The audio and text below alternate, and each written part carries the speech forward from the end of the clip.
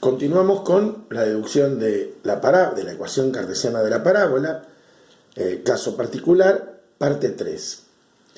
Ahora vamos a ver la ecuación de la parábola cuando también el caso particular en que el eje focal está en el eje Y, pero cuando está descentrada.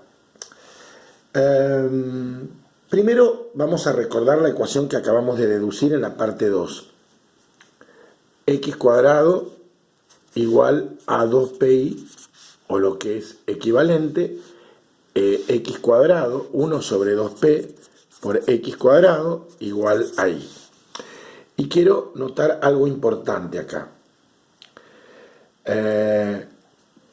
¿Cómo a través de la ecuación nos damos cuenta que está centrada en el origen? Bueno, porque en realidad este x, que está así, se puede pensar como x menos 0 al cuadrado y el y como y menos 0. De hecho, su centro, eso nos hace ver que su centro o vértice es el origen. ¿Cómo podría darme cuenta en otra ecuación de este tipo que su centro, o mejor dicho, que está descentrada y cuál es su centro o vértice?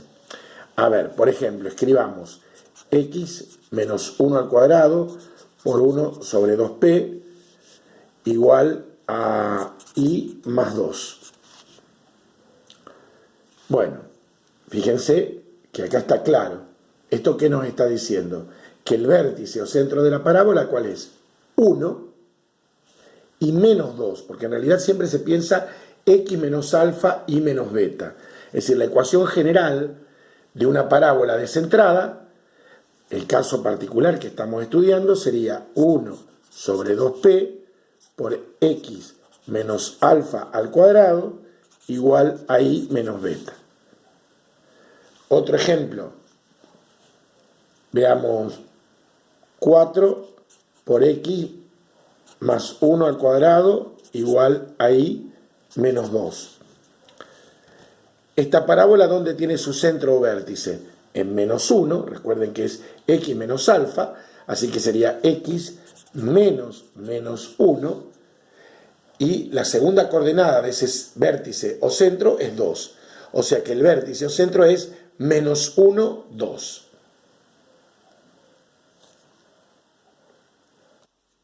Bueno,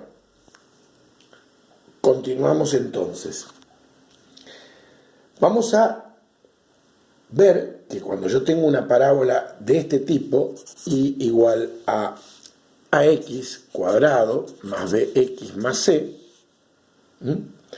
yo puedo escribirla de una manera, la vamos, mejor dicho, a llevar a la forma 1 sobre 2p por x menos alfa al cuadrado igual a y menos beta. Antes de hacer eso, me gustaría destacar que algunos detalles importantes de cómo dibujar una parábola de este tipo.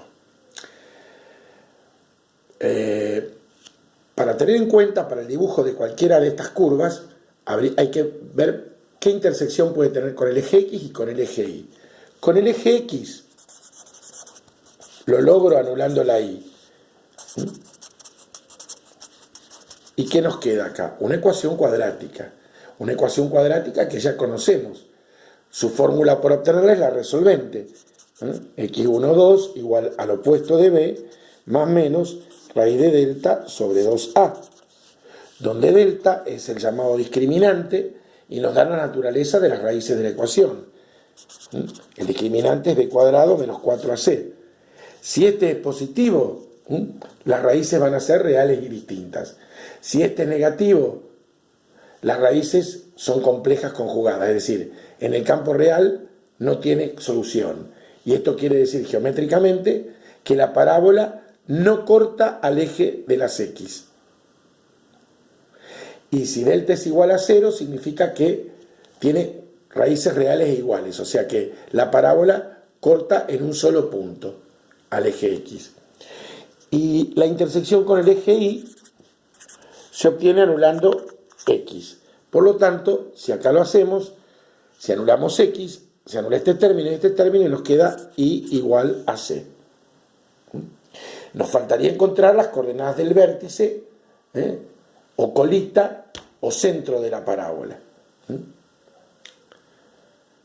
En realidad, mal dicho centro, esto viene porque en las cónicas tenemos la circunferencia, elipse, parábola e hipérbola.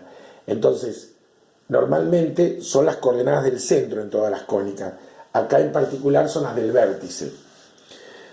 Pero es una denominación que se va extendiendo y se mal usa, pero lo correcto es decir vértice. Me parece que sería conveniente, antes de continuar, ver algún ejemplo de cómo dibujarla. Y otra cosa a tener en cuenta es el signo de A. Si A es positivo, las ramas de la parábola son hacia arriba, y si A es negativo, las ramas de la parábola son hacia abajo. Esto viene muy simple. Sale de I igual a X cuadrado. AX cuadrado, acá es 1, es positivo.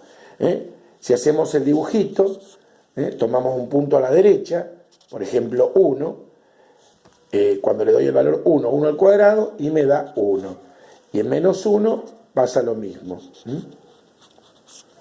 Si hacemos I igual a menos X cuadrado, acá A es menos 1, y las ramas son hacia abajo.